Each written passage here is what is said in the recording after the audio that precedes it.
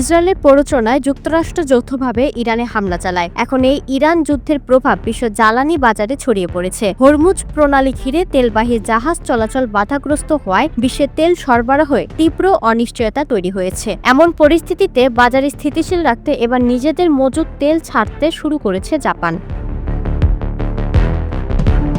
জাপানের রাষ্ট্রীয় সম্প্রচার মাধ্যম এনএইচকের খবরে বলা হয়েছে, দেশটি প্রথম ধাপে বেসরকারি খাতের তেলের মজুদ থেকে সরবরাহ শুরু করেছে। মূল লক্ষ্য হচ্ছে বাজারে সরবরাহ ঠিক রাখা এবং জ্বালানি ঘাটতির আশঙ্কা কমানো।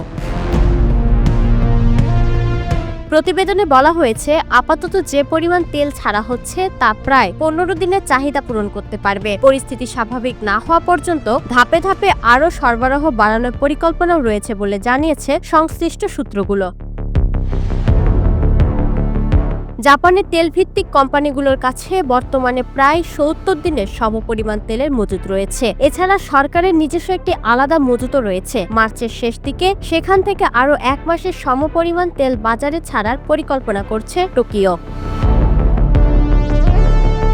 জাপানের জরুরি তেলের মজুদ বিশ্বের অন্যতম বড় তেল ভাণ্ডার হিসেবে বিবেচিত হয়। দেশটির মোট মজুদ প্রায় 254 দিনের জ্বালানি চাহিদা মেটাতে সক্ষম। এর মধ্যে জাতীয় মজুদ রয়েছে 146 দিনের, বেসরকারি খাতের মজুদ 101 দিনের এবং উৎপাদনকারী দেশগুলোর সঙ্গে যৌথভাবে সংরক্ষিত রয়েছে আরও 7 দিনের সমপরিমাণ তেল। পরিমাণের দিক থেকে এই মজুদ প্রায় 470 মিলিয়ন ব্যারেল। জ্বালানির নিরাপত্তা নিশ্চিত করতে দীর্ঘদিন ধরেই এমন বিশাল কৌশলগত ভাণ্ডার গড়ে তুলেছে জাপান, যাতে বৈশ্বিক সংকটের সময় দ্রুত তেল বাজার নিয়ন্ত্রণে আনা যায়। এরই মধ্যে আন্তর্জাতিক জ্বালানি সংস্থাও পরিস্থিতি সামাল দিতে উদ্যোগ নিয়েছে। সংস্থাটি জানিয়েছে, এশিয়া ওশেনিয়া অঞ্চলের দেশগুলো মিলে তাৎক্ষণিকভাবে 10 কোটি 86 লাখ ব্যারেল তেল বাজারে ছাড়বে। এতে করে বিশ্বের তেল ও জ্বালানি সরবরাহ সাময়িকভাবে কিছুটাই স্বাভাবিক হবে।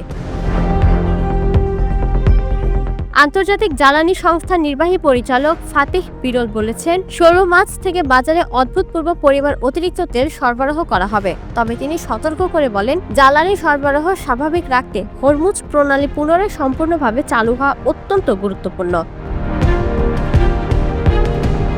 বিশ্লেষকদের মতে, মধ্যপ্রাচ্যের উত্তেজনা দীর্ঘায়িত হলে বিশ্ব জ্বালানি বাজারে আরও চাপ তৈরি হতে পারে। তাই মজুদ তেল ছাড়ার এই পদক্ষেপ আপাতত বাজারকে স্বস্তি দিলেও স্থায়ী সমাধান নির্ভর করছে গুরুত্বপূর্ণ সমুদ্র পথগুলোর নিরাপদ ও স্বাভাবিক চলাচলের উপর।